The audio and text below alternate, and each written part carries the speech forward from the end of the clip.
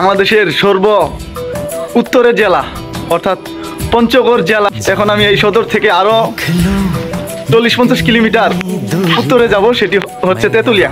তেতুলিয়া থেকে আরো ভিতরে যাব উত্তরের দিকে, সেটা হচ্ছে বাংলাবান্ধা। আমার মনে হলো যে আমার কিছু অভিজ্ঞতা আপনাদের সাথে শেয়ার করা দরকার। আমি যখন আব্দুলপুর থেকে পঞ্চগড়ে ট্রেনে উঠি, এই সময় প্রায় 8টা জেলা পাড়ি দিতে হয়েছে। এই 8টা জেলার ভিতরে যখন আমি নওগাঁ নাটোর পাড়ি দিছি, তখন আসলে কোনো ঠান্ডাই নাই, একেবারে স্বাভাবিক।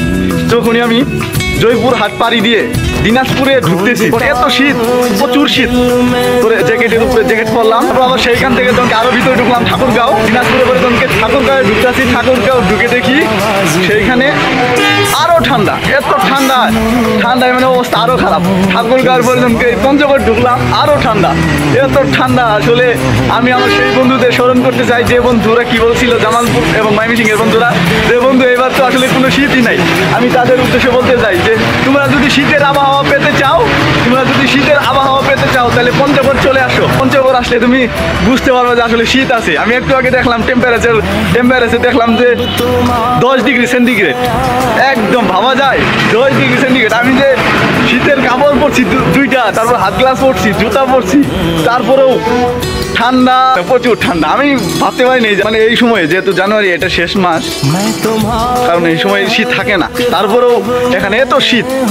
তাহলে বুঝেন যে শীতে জানুয়ারি শুরুর দিকে এবং কি ডিসেম্বরে তাহলে কেমন শীত থাকে। মানুষদের কাছ থেকে শুনতে পারলাম যে আসলে 1 মাস আগে কেমন শীত ছিল। পরে তারা উত্তর দিল যে 5 ডিগ্রি পর্যন্ত নাকি শীত আসে। তাহলে ভাবেন 10 ডিগ্রি সেন্টিগ্রেড, তাই আমরা এত্তুরি জ্যাকেট পরে আছি, তারপরেও এত সমস্যা। তাহলে 5 ডিগ্রি তাপমাত্রা আসলে তখন আরো কেমন ঠান্ডা, কেমন শীত।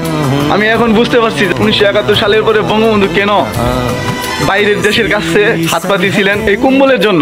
আসলে তৎকালীন সময় বঙ্গবন্ধু বুঝতে পেরেছিলেন যে উত্তরবঙ্গের অনেক শীত, উত্তরবঙ্গে এতটাই শীত যে উত্তরবঙ্গের মানুষ আসলে খুবই অসহায় হয়ে পড়ছিল এই শীতে। বাইরের দেশের কাছ থেকে প্রায় 7.5 কোটি কম্বল সংগ্রহ করেছিলেন। আজকে আমার এই অভিজ্ঞতাটা আমার মনে হয়েছে যে আপনাদের সাথে শেয়ার করা দরকার। এই জেলাগুলো ঢুকতেছি, 3-4 জেলা পাড়ি দিছি, তখন পর্যন্ত কোনো শীত নাই, তারপর আস্তে আস্তে কেমন শীত, এখন বর্তমান কেমন শীত।